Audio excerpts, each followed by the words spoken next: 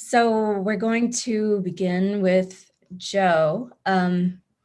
Joe, you are a born and raised New Yorker, and that's really a big part of your personality. And yet you've created a huge body of work in Los Angeles.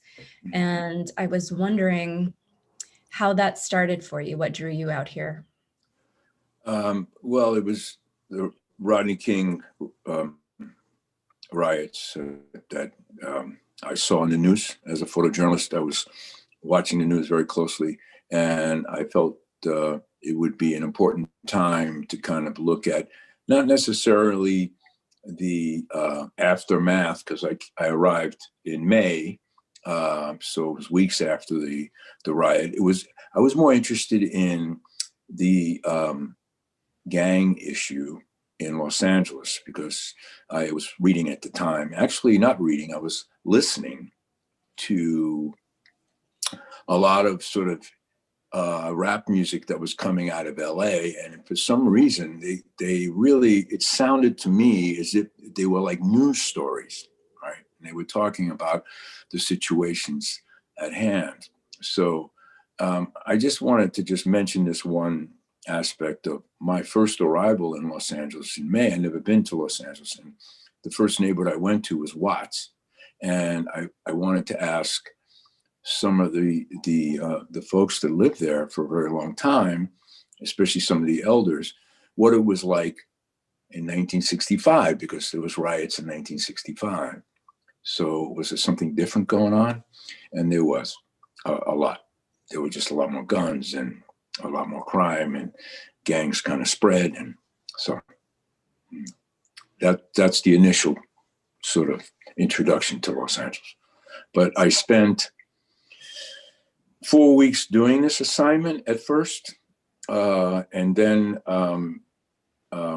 towards the end, I think it's important for me to express why did I spend all this time? It's because the mothers, I was looking at the news, I was reading the LA Times, and, babies were dying. And I had, as a father of two daughters, they were young, that, the mother who I interviewed, Thomas Regalado III, he was killed in a drive-by shooting, and we sat at the kitchen table, and she said to me, "Hey, I honor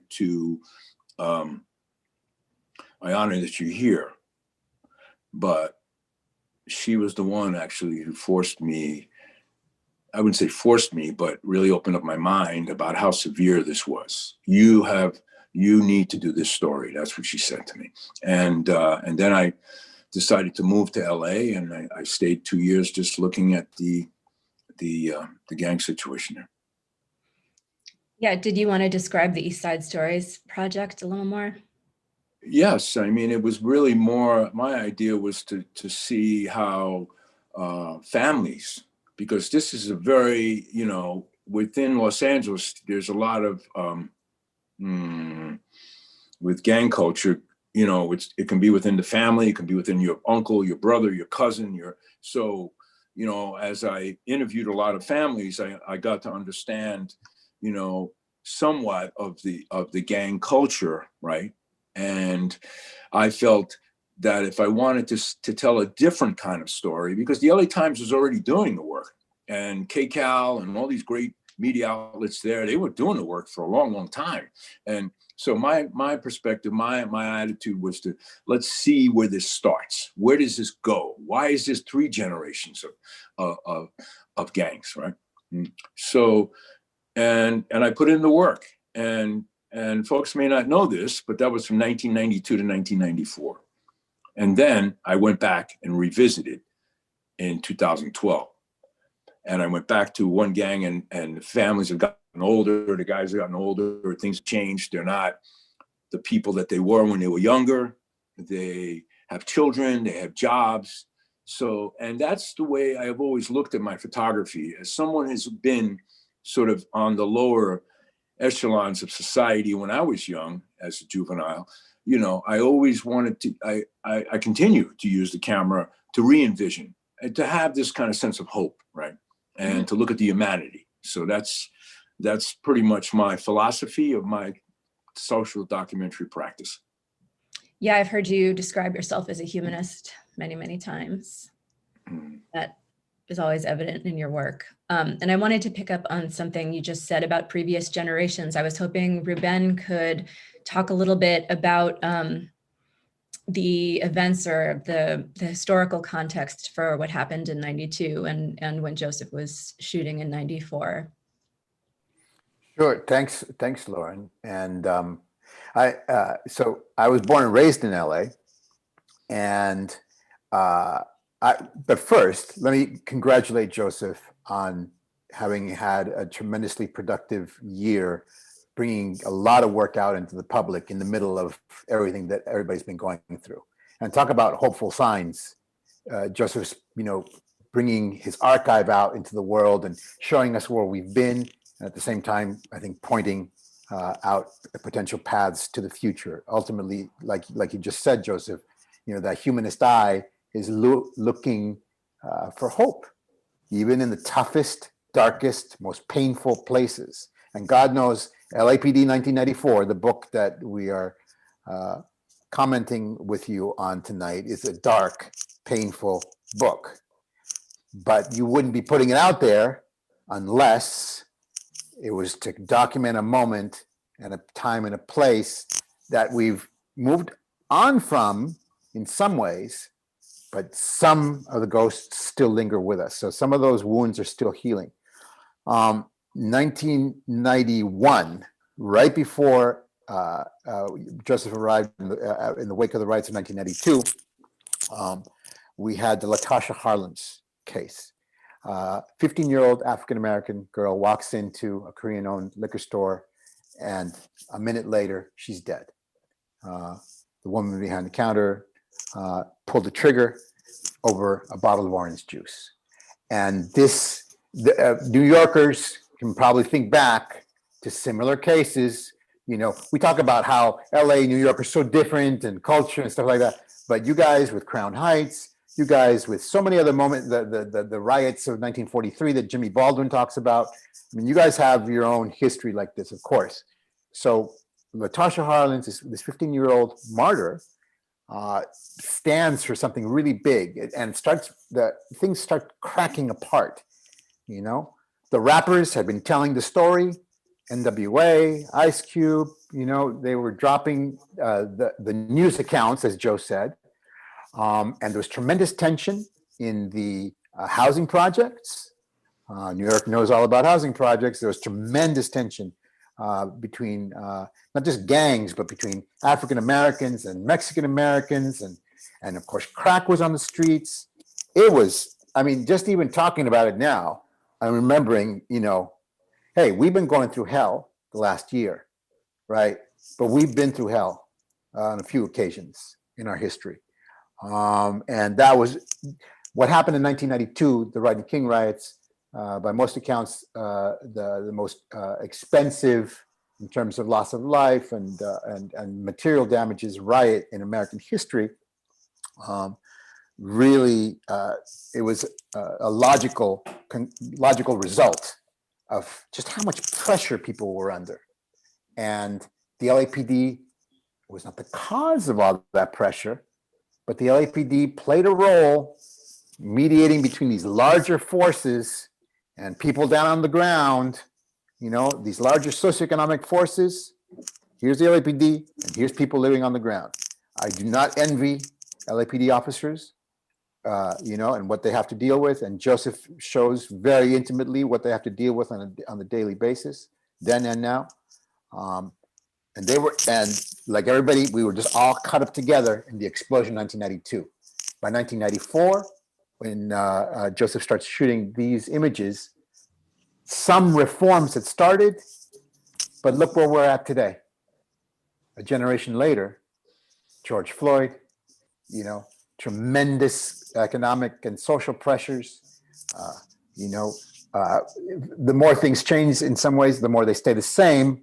But like Jesse used to say, somehow we keep the hope alive. And the way we do it, I think, is through the documentary intimacy that Joseph brings us, showing these lives with dignity, giving dignity back to the people that have had it stripped away from them, giving them their moment of dignity. So what about that hopeful, perhaps, moment or a moment of opportunity after the 92 uprisings? How did that slip through our fingers? So, there was just a headline in the LA Times today, and I don't know if John Santiago, who's helping us out, could maybe just flash on for a second. It will show us kind of like the history of the LAPD. Wonderful Los Angeles and California historian, which is known to New Yorkers, Carrie McWilliams in the 1940s said of the LAPD is above all consistent. When it gets something wrong, it will be repeated ad infinitum. You look at that headline and it tells the same story we were dealing with in the 1940s and the 1960s and the 1990s and today. We're talking about systemic issues that we're never completely resolving. So we have some reforms after 1992, blue ribbon panels, all the business. Maybe part of the problem with blue ribbon panels is the blue ribbon. It's all the elites. The elite lawyers get together, and yes, civil rights attorneys and, good people doing good things, of course. But somehow the voice from down below is not ultimately calling the shots. The reforms are never completely transforming life for immigrant families living in Pico Union, for African American families in Watts. There's huge stretches of poverty in the valley to this day. So, is it all about policing? Policing is part of it, and God knows we're having a reckoning over policing right now, police reform. But it's, once again, I see the cops as standing in between larger forces, right? And people just trying to survive. And we could do all kinds of things to reform policing, but if we're not dealing with the socioeconomic forces, we'll be repeating this forever. And is there any evidence that we're getting to those systemic issues as opposed to the same refrains of partnering with the community and moving to a guardian mentality? I mean, we're talking the talk in a way that is much more radical and visionary and utopian than I've heard in my lifetime, right? Young radical activists have had the megaphone, and they have the summer of 2020, right, to get this message out there. We got to do this in a different way. Pandemic is standing in the way of everything. We can't get through the pandemic. We're not going to be able to. So let's survive the pandemic and then not let go of this opportunity to not go back to normal, like so many people have said, but to create a new normal, right? We do. I believe that we do have that opportunity. And LAPD 1994, this book, I think, is kind of like showing us, hey, this is where we've been. We keep on coming back to this point. If Joseph had been shooting, those first images in 1994, if you'd come back 20 years later and done Policing Story, it wouldn't have been Joe. Do you think it would have been that different? I think so. I'm sure it, first of all, I just don't know. I mean, I think, when you go back a second, let me just go back a second to 1993 in Los Angeles. And one of the most hopeful signs that I saw, because, they were trying to bring the Bloods and Crips together, right? There was a very, very important for Los Angeles. I thought it was almost like revelatory, right? Bringing these gangs together, trying to make peace. But when I saw the Korean community leaders meet with the African-American leaders in South Central, and I was there, I have a photograph that I can share with everyone. It's in the book, but, where these African-American ex-gang members and peacemakers came in to meet Korean business people in factory, right, was amazing. I was like, wow, this is great. They're finally talking to each other. This is this maybe, just maybe we can just get to a little bit better place. And, you know, I think the people that know my work know that that's what I always strive for, you know, that sense of hope. And I kind of held on to that for a long while, you know, but, you know, like you said, Ruben, I've seen this for generations of poverty. I can see it in my own city in Spanish Harlem, why families fall apart.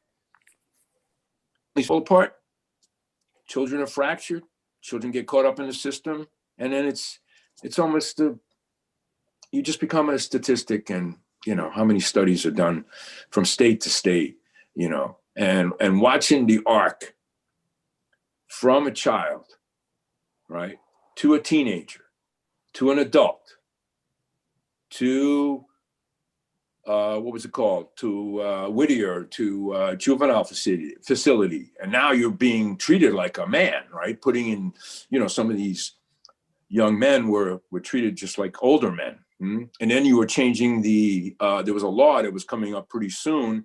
I forgot the stature, but it was to try young 16-year-olds as adults, right? That was a huge, big initiative. I remember I was right next to Nightline when I was shooting Ted Koppel's Nightline, and we were shooting the same facility up north and talking to these young men and women. And it's just, you know, that's just me. I kind of do field work. I mean, some people call me a social worker. Some people call me this, but you know, it's complicated.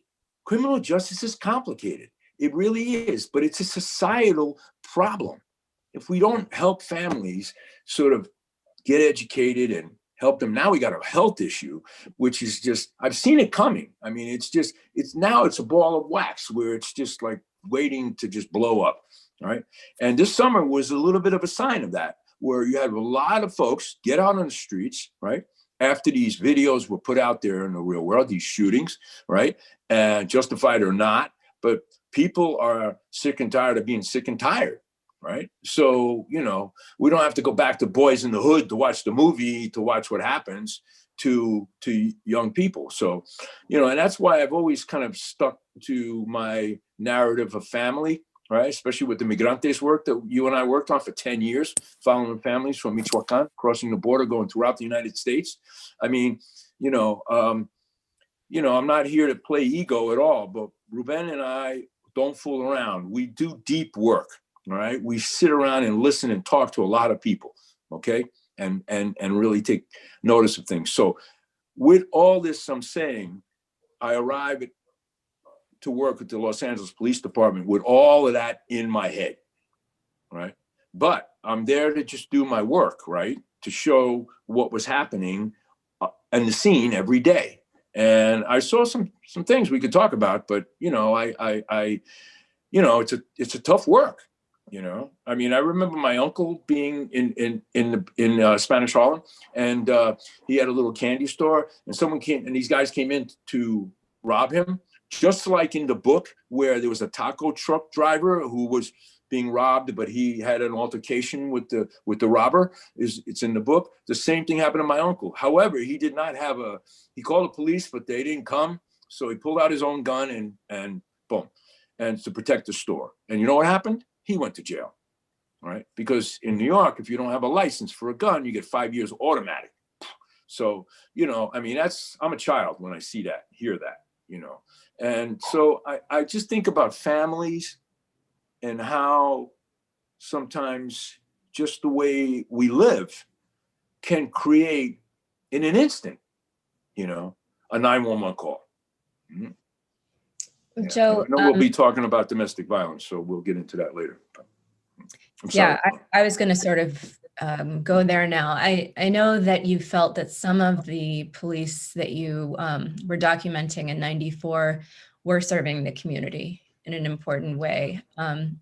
And since realistically, police departments aren't going to completely shut down, what could you point to that you saw that was useful and did serve the community? Mm-hmm. Yeah, I mean, I was moved just like some of the officers were moved, especially the woman who was just beaten up by her husband because she want to give her the last $20 that she needed for food. I mean, the officers were shocked. The building where she was living, they were all there trying to help support her. But it was a tough picture for me to photograph, because for me, that was my mother. I've seen that as a kid, where my stepfather, who was a heroin addict, just wanted more money, he wanted the money, he used to steal my money. I used to be a shoe shine boy, and he wanted, so all this, was there, but I'm acting as a professional photojournalist, right? So all those emotions are they're down deep, all right? But, after we had this scene, we went out to have a cup of coffee, and then, some of the officers, were expressing their grief in a way, right? I mean, they have to watch this not 24/7, but pretty much weekly, right? And yearly and decades of this kind of crime. And I call it a crime. No woman should be beaten up at all. No woman should be touched by a man, period. I don't care what the issue is, and I'm a real stickler about that. And especially having two daughters now. And my daughter just recently had an issue with one dumb boyfriend. So, I almost went ballistic, but, I think that I saw it like it's the number one crime. I mean, it's just, the shootings, the murders, the robberies, but the number one crime, is I see it a lot. Yeah. Yeah, I think it accounts for the vast majority of 911 calls, at least in LA.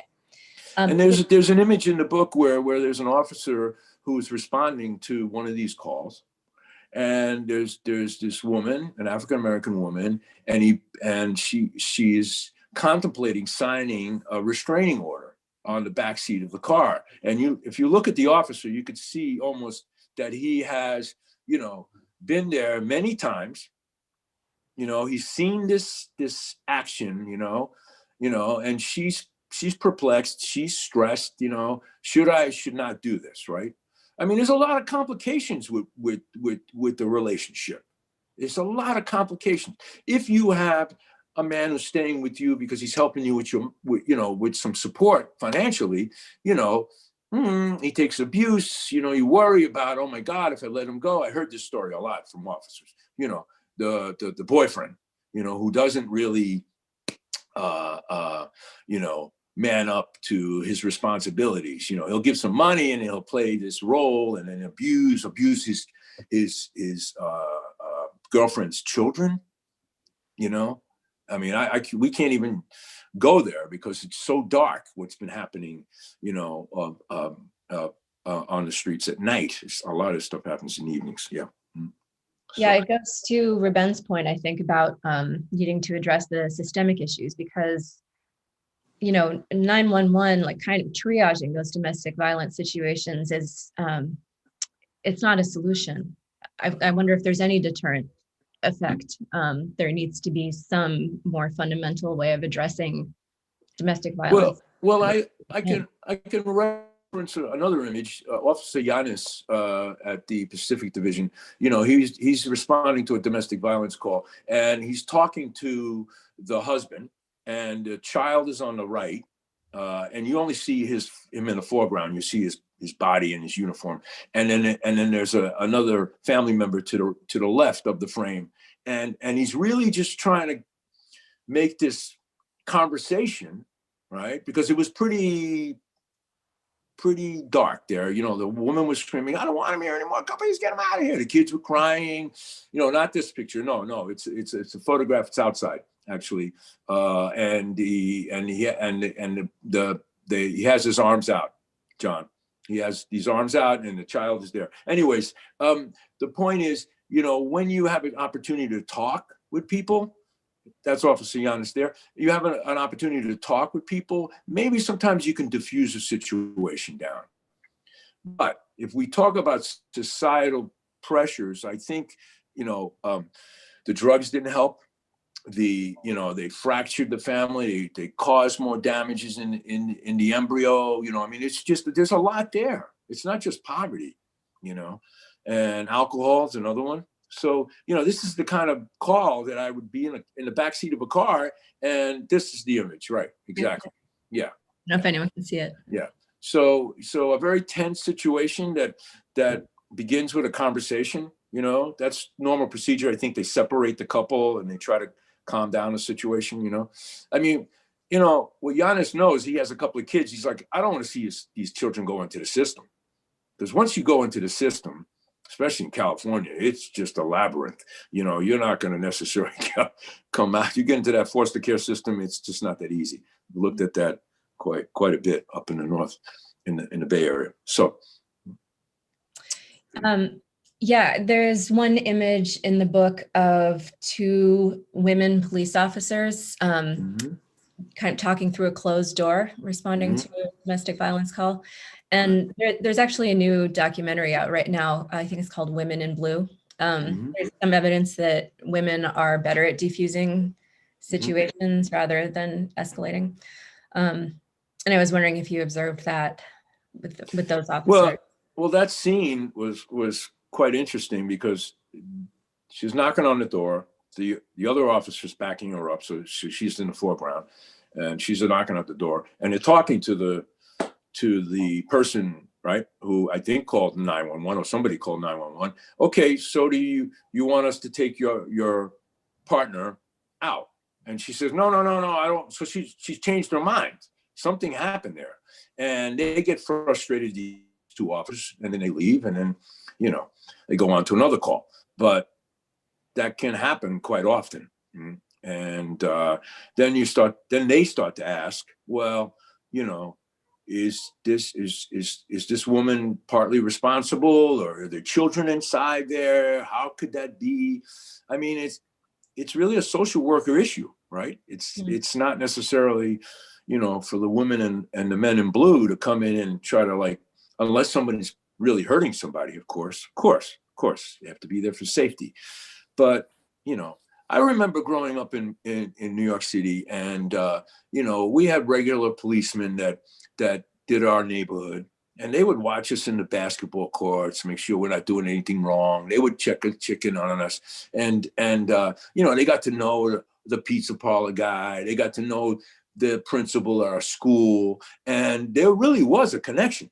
And whether we like the cops or not, it was just this sense of community. And these policemen lived close by. They didn't live some faraway place and then came into the area that you necessarily didn't want to live in. But I think that also has something to.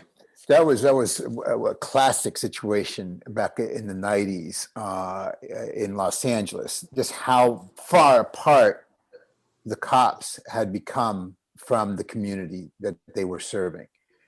There was a stereotype that had a lot of truth to it of LAPD officers living far out in the valley, as far away as they could get from what we used to call the inner city. And that separation doesn't exist quite the same way. But there was a disconnect in a lot of situations. You could feel it, right?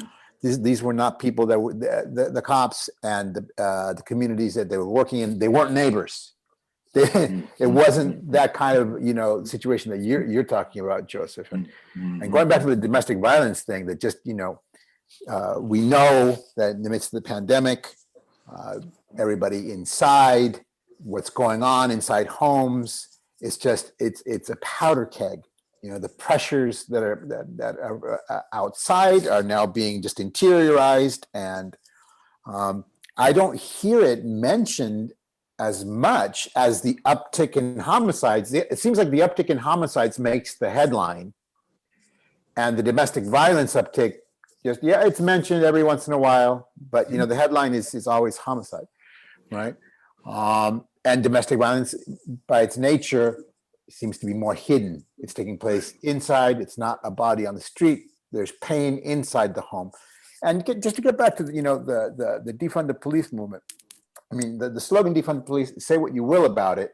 There's not a lot of nuance to it, but when you hear some of the people who really have studied policing and have the really strong ideas behind that slogan, they're talking about, well, that cop shouldn't have those cops shouldn't have to be taking those domestic violence calls. There should be a whole unit that's just, that's all they do. That's what they're there for. And they should be people that live in the neighborhood, that know everybody. There should be units that are just dealing with mental health. There should be units that are just dealing with immigrant communities. I mean, in other words, where the community takes care of its own safety. Exactly. Rather than from outside, rather than a man dealing with a woman dealing with a woman. Wow, revolutionary thought, right? I mean, and have things, I would love to ask you, Lauren, because I mean, you've been dealing with criminal justice issues in your career for many, many years and seen this carefully. I mean, do you see movement in the right direction even before the defund the police talk of the last, few years? Has there been movement towards a better kind of public safety? Have you seen the evidence of that yet? Do you mean in terms of domestic violence? Sure.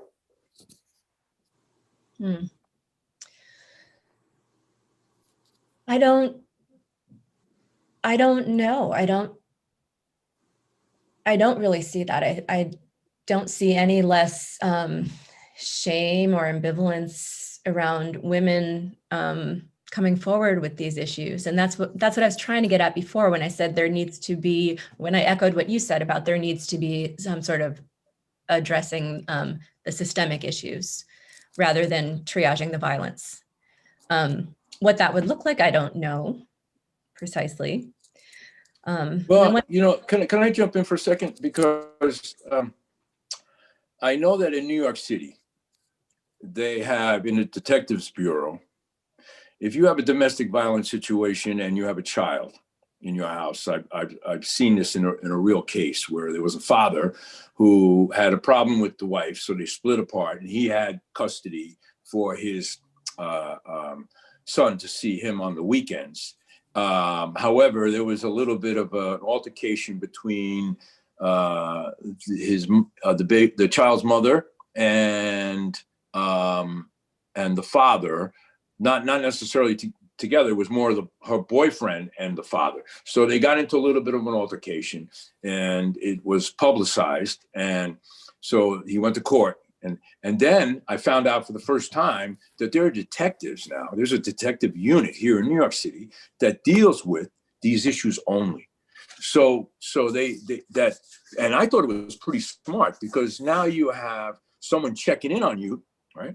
And I mean, they just come like a parole officer. They just come knock on the door. And you and I know what a parole officer, we did that parole officer story for The Guardian. So in Los Angeles. And so I think that could be a possible way to kind of defuse before things get really, out of control and yeah. So. Well, there is movement among, activists combating sexual violence against women to monitor those situations and help women, but outside law enforcement using some other system entirely. So what you're saying, Joe, certainly is better than, aggressive cops coming and escalating the situation. But I think if we can find a solution where law enforcement isn't even part of the equation. Right. I just saw a headline recently. I don't know where. I was just trying to find it. There is a unit somewhere in the United States. There's a documentary that was just made about this new way of policing the mental health issues. Yeah. I mean, I see it here in New York. You guys see it there. We were out of control with our mental health right now. Mental health people, they used to sleep on the subways, the homeless folks, and now it's just really sad. You have your issues as well. So, but I thought this was hopeful. I really thought it was great. Yes, there it is. There it is. There's the headline right there. Force, policing mental illness. Yes. Yeah, it's not an easy one to deal with, but I think this is going to have to be about some training and some kind of what to look for. And, it could be a new arm in the police department. How do we deal with mental health issues? Because, that was the other thing with a lot of the domestic violence situations. Many times might be alcohol involved, right? Might be drugs involved, and maybe the mind is not necessarily working the way it should, right? and police might have seen you many times. You might be there. They're like, oh no, here we go again. And, you know, then that's kind of like, I think, this sense of like, you know, frustration that I got to see in real time with a fair amount of people, officers. Yeah, you told me about comments that officers made, sort of, I guess, to process the frustration of dealing with these same calls day in, day out. Like, I can't remember what they were offhand, but, you know, pretty cynical comments, how much their hands were tied. Yeah. Yeah, I mean, it must be really frustrating to be an individual, you know, and then trying to do your job, and then, you know, you see, first of all, it's dangerous, and then, you know, then you're dealing with, you know, maybe people that you don't know. Now, you know, there was an officer. Some of the, you know, there's a lot of officers that really are familiar with what they're looking at, right? Especially in Los Angeles, you have a lot of Latino officers. Wouldn't you say, Ruben? I mean, I think so. You know, just much. You know, I mean, there is the old saying about, you know, once you're in the force, there's only one color, you know. Right. Well, that should become part of the family, right? Yeah. You're blue at that point, right? And yes. And out of that, you know, code of silence issues, right? Lack of civilian oversight, and Los Angeles, the police commission, you know, is civilian oversight over the department. Los Angeles has relatively progressive city structures in place, right? And after 1992, there was plenty of push towards reform, which is why it's so maddening that, you know, things, if they've gotten better, have done so in fits and starts, and one step forward, two steps back. And then once again, you know, how can the police department cannot be is not the solution for homelessness. It's not the solution for domestic violence. It's not the solution for drug abuse. It's not the solution for poverty. It's not the solution for immigration policy. It's none of those things. And yet that's what this country has put its policing at the service of. So unfortunately for the cops who signed up to serve and protect, and I'm assuming that there's a fair amount that really did do it out of a sense of idealism and wanting to serve and protect, right? But they're caught up in something systemic. It's not about an individual cop. It's about the system. And many of your images actually humanize the police.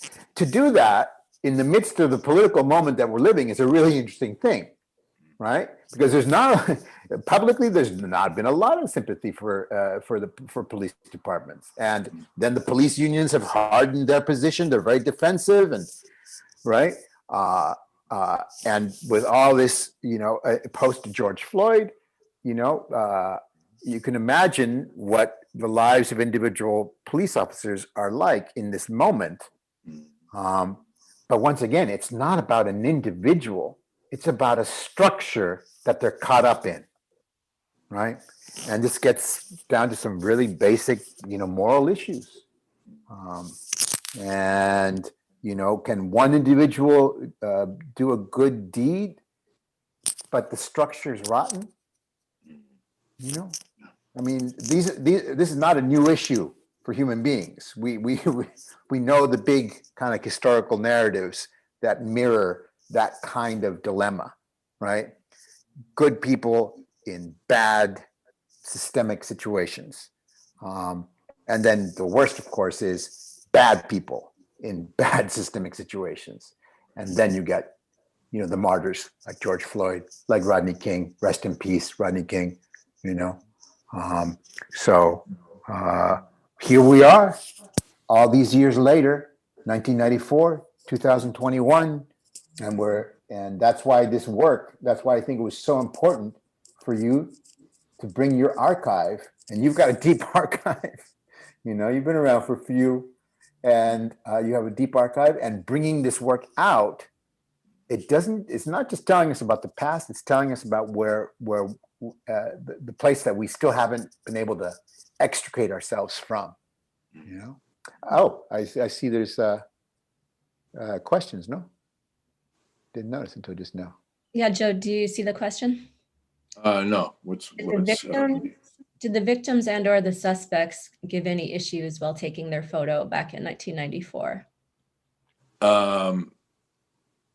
Not that I remember. I don't remember anybody screaming at me when we were there. I mean, these images were happening rather quickly, you know. You know what's kind of a sidebar to me documenting at the time. There was also Cops, the TV show Cops. When I was working with one sergeant in the 7-7 precinct, they were there on the scene. And, you know, with their lights and all their cameras and their cop shows jackets and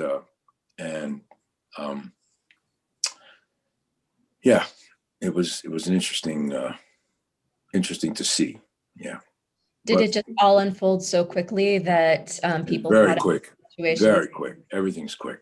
It didn't even from getting there to being there to moving about. You know, I mean, it's yeah. There's actually another question that just came in. What sustains you? What sustains you in producing a body of work over 25 years? Although I think it's been more than that, right? Yeah, it's called family. That's my goal. You look at all my projects, no matter where I've been, Africa, Romania, you know, Kurdistan, you know, wherever, Spanish Harlem, you know, it's all about us. It is about us. And I am a really strong believer in using that camera in a very responsible way, not to sensationalize, not to exploit, not to use people, but to help us see how we live. Right? A book, East Side Stories, Gang Life in East LA, Ruben, myself, Luis J. Rodriguez, Carmilla Floyd. You know, when that book was finished, I had several publishers knocking at the door that wanted to just put all these sensational photographs in there.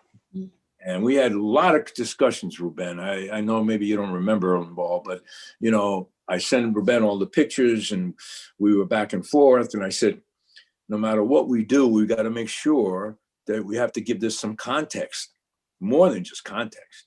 And the text that he wrote was just amazing, right? I know we can update it and all that stuff, but it was really important because you know who was reading in that book? Our high school, junior high school kids, the gang kids. The gang mother.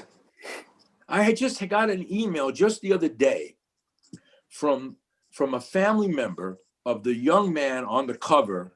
John, can you pull the picture up? The young man on the cover with the gun, right? And he died, right, from an altercation with another gang. And she had bought 6 books for her family as an important yeah, there he is, right there on the right.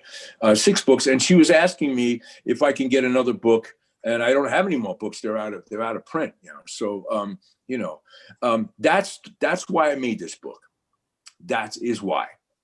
So the children. Now, when I go back to Evergreen, right, where I spend a lot of time, and Ruben knows some of these older veteranos, OGs. You know, they're grandfathers now. They're I mean. You know, and I could see their kids are doing better. They're not the same. It's not the same. It's not the same. And that just made me cry in 2012 when I arrived. Okay. And I always had that, you know, I know people are going to have their own issues about how I make pictures and all of that. And that's all good, but it's always been about family for sure. And I see several other questions that have come in, really nice questions. I'll just say briefly, following up on that, Father Greg Boyle, who's almost world famous. For those in the audience who don't know, Catholic priest in LA, born and raised in LA, so real Angelino through and through, and who, as a very young priest, was assigned to the poorest parish in LA, which Boyle Heights, where Joseph ended up working on this book, East Side Stories. And Joseph arrived at the tail end of what Father Greg calls the decade of death. It was the peak of the violence. But Father Greg started up this thing called Homeboy Industries, and there was Homegirl, and it was because his motto was, "Nothing stops a bullet like a job." Father Greg was always really good at the slogans, nothing stops a bullet like a job. And to this day, Homeboy and Homegirl, right there in Chinatown, employ hundreds of kids and give them a shot. Has it solved the problem? A bit? Yeah, it's contributed to solving part of it. Of course it has. And there has been movement. Now, unfortunately, we're seeing an uptick in homicides again. New York, LA, Chicago, everywhere. I mean, it doesn't take, genius to figure out why, right? Just like the uptick in violence inside the homes. But I see there's other questions, so I'll stop now. And Okay. If you want to look at the questions, Joe, or have Lauren. Yeah, there's one that I'm not sure you can see, so I'll read it. The challenge in photography is making work that matters. The work you've made in this book matters. How do you advise a newbie to go about investigating subjects or topics that matter? Nice. Begin just the way you begin, with the 5 W's. Who, what, where, when, and why. Go into the community that you want to sort of connect with, or the individuals you want to connect with, and use something that both you, Lauren, and Ruben are very good at, and that is to listen. Listen first. That's why my work takes so much time. I mean, I sit there at the kitchen table without taking any pictures, sometimes for a good couple of weeks, folks. I mean, I know everybody sees the pictures and they don't think it's that easy. No, it's not. Especially this kind of work. If you want to work this kind of sort of close to people kind of work, you have to gain their trust. You have to prove yourself to be loyal to your own practice. Yeah. And perhaps going there with a notebook as opposed to an iPhone, right? Mm-hmm. And really begin just like, I hate to keep referencing our girl, but Ruben, but both of you still use reporters' notebooks. I love that. I mean, I can't believe that. I mean, that is such a 1950s thing where, you have the notebook and you start to write down, to get that information. And Lauren, you work very intensely with women and children like Darlene, that we know very well, 3 generations, coming from a 3-generation gang family, changing her life, getting her kids back. I met her at Walden House, during the reentry project, and I can't begin to tell you, I'm going to tell this to the audience right now, that as soon as COVID comes down, your boy is back in LA, right? First of all, that's my second home. And third of all, I'm going to follow up on this trilogy, which is about these older families that have been in this gang culture that are older now. So it'll be more of the reentry projects, right? Because I'm interested in family. I've seen your children. I know what can wind up with them. I know that they can be arrested by LAPD and then wind up in Whittier and wind up in juvenile hall and then go on to worse places, right? And then come out, right? Like another individual I did a multimedia story with. You guys, anybody can go to my website and see them, josephrodriguez.com, and he comes home and he's done 20 something years of time, 26 years of time, and then comes home and then he wants to be this father, but his daughter is already out there and he can't pull her back in, but she has children and he takes the children. 4, 6, and 7, 3 of them alone, 60 something years old, raising 3 kids. And he turned his life. I mean, I just make this guy shine because he's 1 out of 1,000 people, right? And he was a heavy duty gang member, right? And a drug addict, right? and all these problems. But he went on to get his EDD, and he's now a court-appointed gang consultant and making serious money. And those are the stories that I'm interested in right now. Those are the stories. I mean, yeah, everybody keeps telling me to go to prison, I know what being locked up it looks like. We did that Whittier story already. So, and been to other prisons in California. So, I'm not interested in that. I'm interested in your children. I'm interested in our children in America. There's a follow-up question on that I think either of you could speak to. How do you initiate that kind of investigative work without press credentials? Well, let me tell you how this all started with LA. Ruben and I, we were just about getting to know each other. So I didn't really have any contacts. Sandy Close from the Pacific News Service, what's it called today? I forgot the name, Ruben. New American Media, yeah. So this is a most amazing woman. She was an editor at Newsday, and she created her own news outlet and introduced me to Ruben and Bernstein. And once we made that connection, I just felt that it was on, and I just needed to sort of like go deep. But I didn't have any contacts. I didn't know Ruben and LA Weekly that well yet. I couldn't say, hey, do you have an editor? You know somebody? I know. So I went to the Community Youth Gang Services, which was on Western Boulevard. And, they still exist, I think, but they moved on.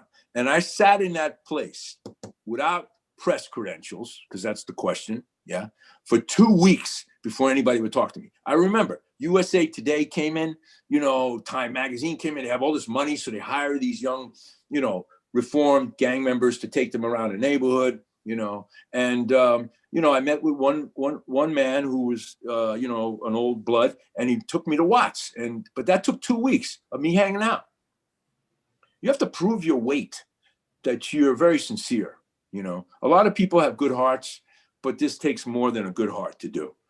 So you got to crawl sometimes before you can walk, and you got to learn how to talk. And I don't know how young this person is on the other side asking me that question, but I'm teaching my students right now at NYU, and they're in a young stage of their life, and they're frightened to talk to somebody, literally. Well, I was just about to say, we all teach journalism and photojournalism. Lauren, you're at USC, I'm at Loyola Marymount, Joseph, you're at NYU.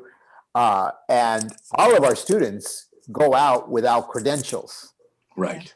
So one way, I'm not sure if the person asking the question is asking for his or herself, but one way you could, when my students actually have an easier time in some situations than somebody with press credentials, because they introduce themselves. Hi, I'm a student at Loyola Marymount University. Exactly. I'm doing this.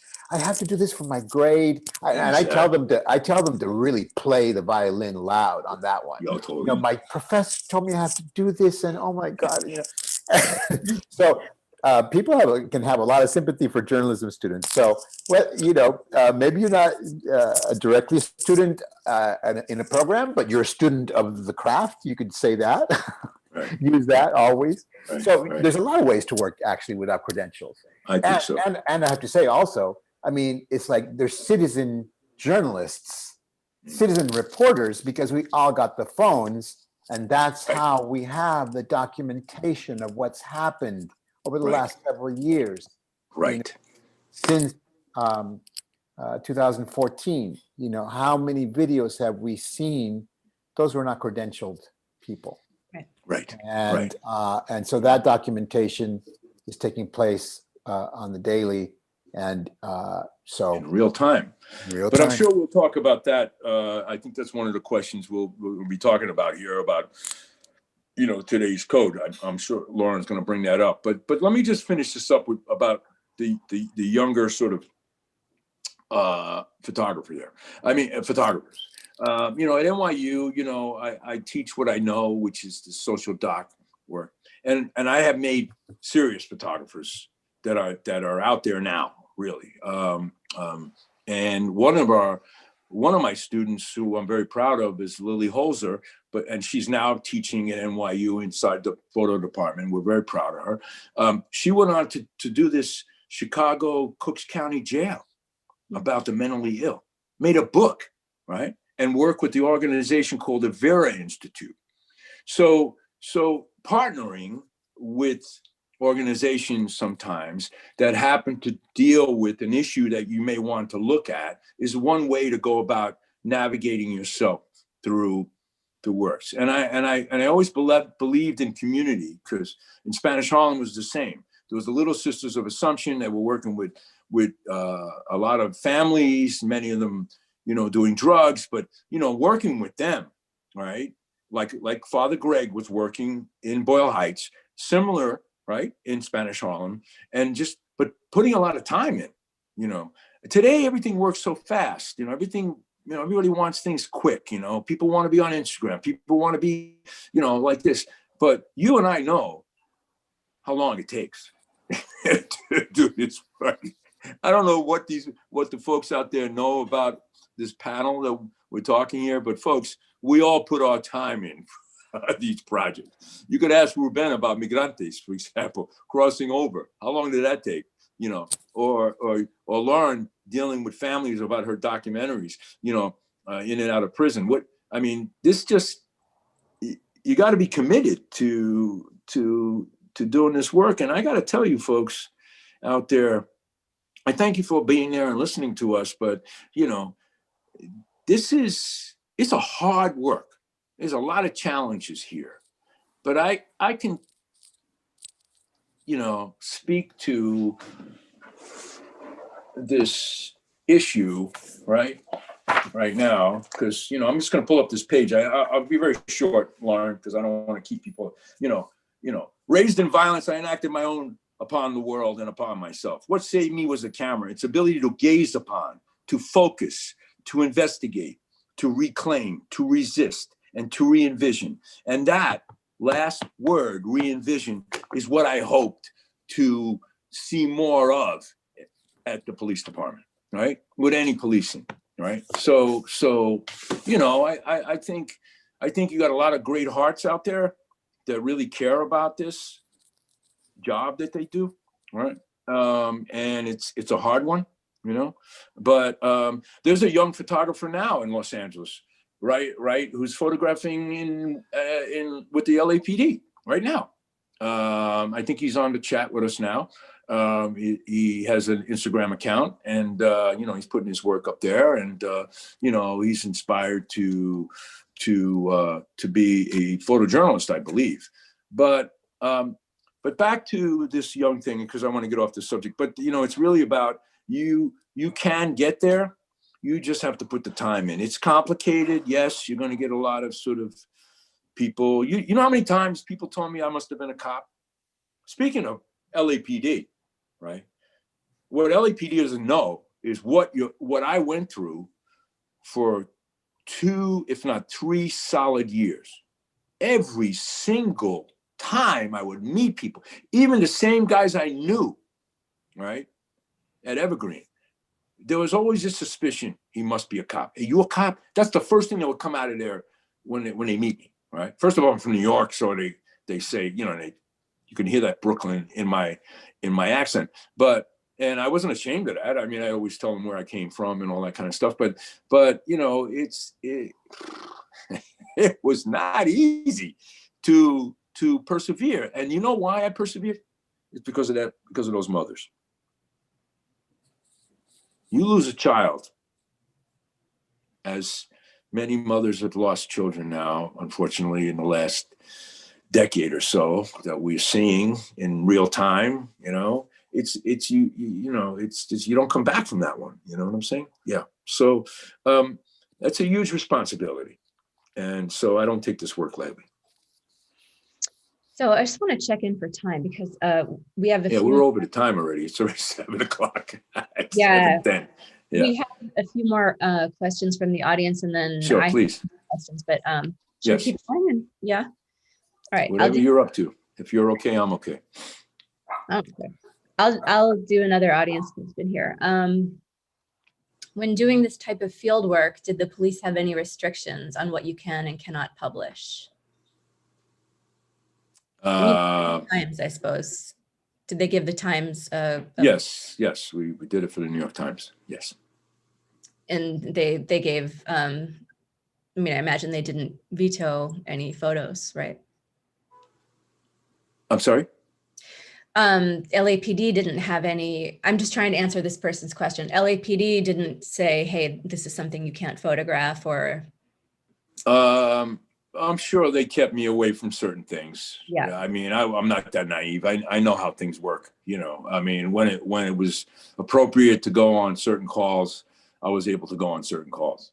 There were Right. certain other calls that just didn't happen. I mean, we have to be mindful of what happened after the story was published in '95. The Rampart scandal started, right? So it was, well, it's there, right? I mean, it's all documented, right? So, you know, a couple bad apples there really made the department look bad, for sure. One more. How have your thoughts about the work changed over time? What was your sense of the significance of it at the time, and what's your sense of it now? Well, at the time, I was, hired to do a story, and I was there to do the story. I was proud of the work. I think the writer Richard Rayner wrote an amazing story to go along with the photos. So, yeah, I mean, I think I felt that we did a good job. I don't think that everybody was happy with the job that we did. It's always like that, especially when you're dealing with, institutions like the LAPD. But I think it was necessary for the public to see, what we did. Today, I mean, I think is like Ruben and you have said, these are historical images, and again, I think it'd be important to share it with the public, since yeah, that's what I think about it now. I just a quick interjection. I mentioned your archive before, and your archive is pre-digital and it's digital, right? And you've digitized what I don't know if you digitized everything. Have you actually digitized everything? That would be no, I can't do it. Take another 20 years to do that. It'll take me another 20 years to do that. Yeah. But in academia, the idea of the archive has become really, really important in recent years, in a lot of different ways. And it's like, in so many ways, archive means power, and who controls the archive means power.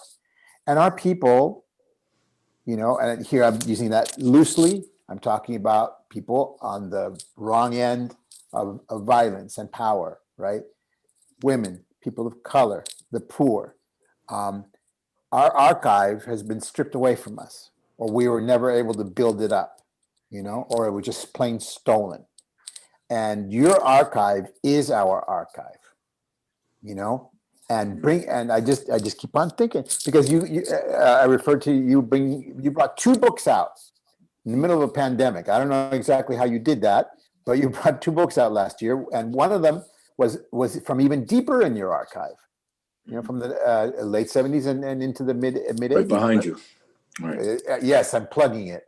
Right, there it is. It's called Taxi. It's called Taxi. Right. If you guys out there haven't seen it, it's another kind of archive of New York back in the day. Well, it's an interesting archive to look at from New York City's perspective in the 1980s. What was happening at the time when I was driving was right at the epicenter of AIDS, right? What was the gay population like in New York City at that time? Well, it was a lot of partying going on. It was just like it was in San Francisco and Los Angeles, the same. But this nasty little virus came around and started to take people and kill people. Oh my God. And then right away, in a matter of like a year or two, all these clubs closed down, right? These were amazing clubs like the Anvil and, and they were all in the meatpacking district where those clubs, those all night gay clubs that would stay open till 11 o'clock the next morning, but what else was happening, right? In the city, we had crime, we had bad subways, we had bad garbage pickup, we had a lot of problems. Yeah. And, we didn't have things like Latin American studies. We didn't have things like African American studies. So we all had to get on the streets and make sure that we were going to be represented. And at that time, a little light bulb went off in my head as I'm learning photography, folks. I'm learning photography as I am driving, right? I'm going to the International Center of Photography. And someone mentions to me, you should think about shooting your own story. And I didn't quite understand what that meant, meaning that I should be personal, I should do an autobiography. What does that mean? What that person meant was that it would be interesting for you to look at your own community through your eyes, not necessarily through somebody outside. For example, if you look at the work of Bruce Davidson that everybody revels about, East 100th Street, right, in East Harlem, in Spanish Harlem, beautiful work, epic work, world-class work, right? We all studied it, we were all there. But, there was a lot left out, right? I mean, he wasn't with me in my, sitting down watching novelas. He wasn't sitting there with me as we're cooking in the kitchen. He wasn't there with all these other families. So he had his prism, his Anglo prism, which is nothing wrong. We have a lot of respect for Bruce, right, and his work. But we have had this discussion a lot, right? Because, and we can bring it up to Migrantes, for example, right? Everybody's always, our history was always kind of fractured. Our African history, our Latino history, our Puerto Rican history, our Dominican history, our Mexican American history, but at least you guys out west were very much stronger. We're smaller groups of people, the Caribbean Latinos. We don't have that big, Mexican cultural kind of institutions that exist in DF that have extended itself to LA, right? So I always felt as a mestizo, right, to, part African American, part Indio, part Latino, part Puerto Rican, part Venezuelan, part American, part Jewish. Yes, you grew up in New York, everybody's Jewish. So, that's just the love of my city. I love my city. So with all its problems, right?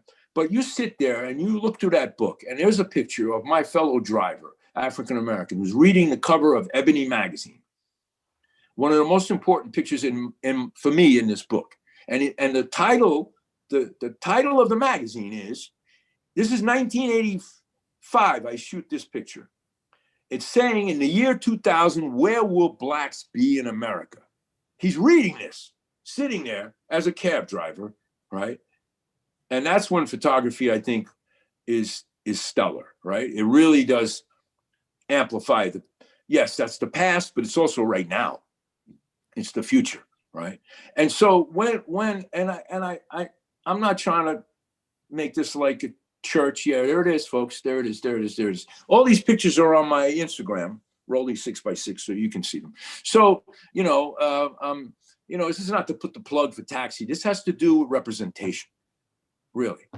And when Ruben and I have been so solid, we're like, okay, folks, yes, we're professionals, but we're also family. We know each other a long time. I know his kids, my kids. But we wanted to sort of address a very famous book in America called Let Us Now Praise Famous Men.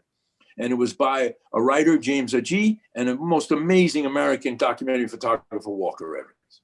And they go and they photograph the migrant workers of their time, which happened to be mostly those people from the Middle West and from where this big parched land that was happening during the Depression. That's when they were there.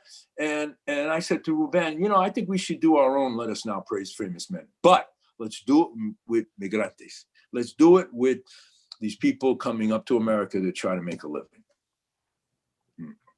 So, I think that sense of ownership, we have a different point of view. I used to tell my editors this. I told National Geographic this. I told Life Magazine this, Time Magazine this. I said, give me a shot. Give me a chance. I'll give you a different kind of story, right?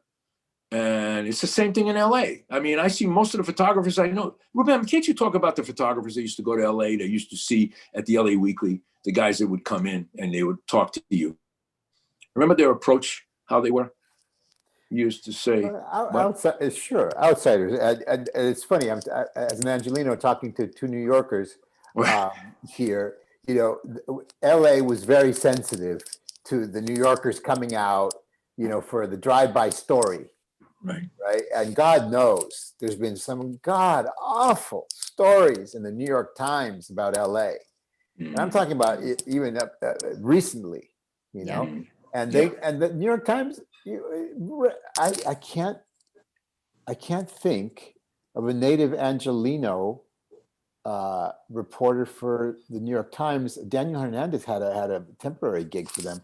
But yeah, so when Joseph showed up, oh, here's another New Yorker, but it was pretty obvious from the get-go that this was something different, because Joseph was not coming from New York to tell us what time it was in LA. Wasn't coming here to set, you know, to put us like bugs under a microscope. You were coming with your experience from the streets, from Brooklyn, the Brooklyn of another era, right? That in many ways was very much like Boyle Heights, including Boyle Heights' deep Jewish identity and history, right? I mean, that Brooklyn, Cesar Chavez Avenue in Boyle Heights was called Brooklyn Avenue because where did our immigrants? And I got to tell you, folks, that's our why I immigrants fell in come love from? with Boyle Heights. And, you know, all the guys from Evergreen know that about me. I mean, I just fell in love with just the neighborhood. And it was just, you know, with all the crazy stuff that was going on. And this was one of the beauties of that time, was that, you know, mom is cooking. She's making posada. Oh, man, forget it. Drop the guns, drop the car. Let's go eat, Joe. Let's go. And they you know, I mean, quinceañeras, the whole thing. And that was the part that I felt that was missing in the narrative, right?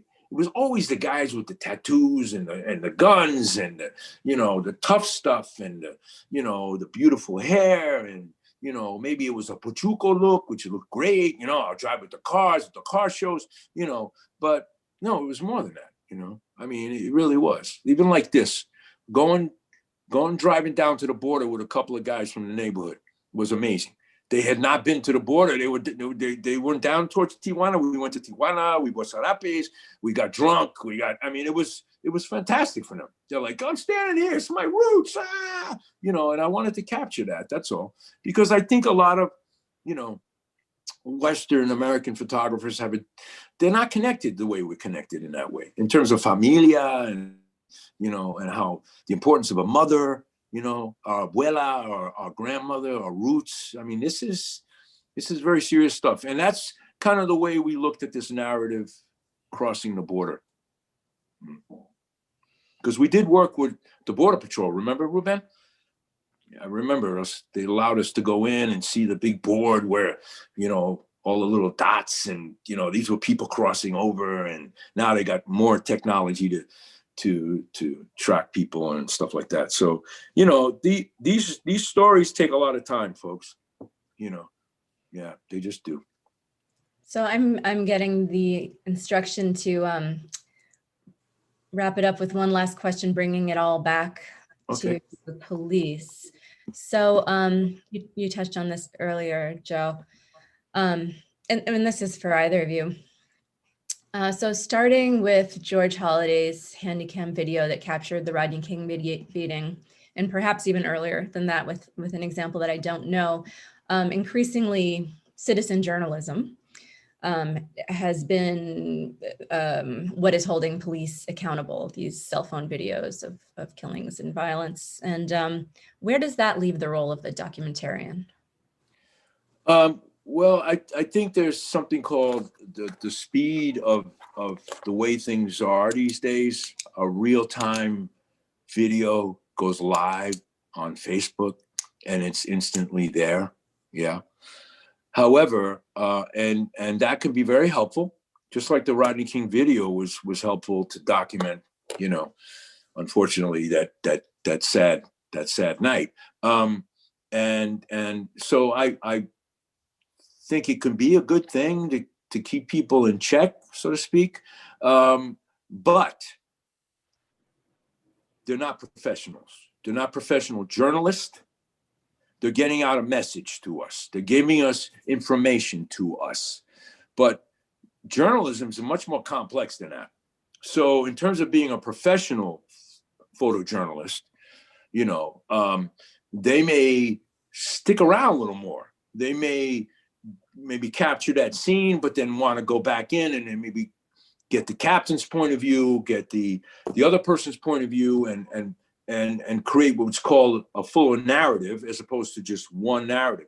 And the other important point is we professionals are not allowed to have, at least from when I worked for the New York Times, we're not allowed to have an opinion. Okay, we're there to document and see what's going on. That is our job. Period. Okay. Well, you know, I don't. If I'm shooting for an outlet, I don't go and I put my stuff on Instagram like most people do today. You know, I mean, it's just not. I mean, these historical images, so they've come out and just, you know, we're seeing we can share them with and create some conversations. But, you know, there can be a lot of mistakes made with citizen journalists. I mean, I think it's a good thing. I really do. But and now you have body cams, right? So, you know, they have to sort of videotape. It's a whole different kind of way of policing, I believe. You know, it can be very complicated. But I think being professional is something we go to school for, we learn for, we take internships, we work with publications or media outlets or nonprofits that work along those lines. And so I would tell even the citizen journalist, if you're serious about journalism, then, and if you're in LA, you know, take a trip over to UC Annenberg, UC Annenberg School of Journalism, and reach out and talk to a couple of counselors and see if there's a way for you to, you know, take some classes. You don't necessarily have to do a 4-year education, but, you know, working with other people, you really have to be mindful of what you're doing and the responsibility of the images. Yeah.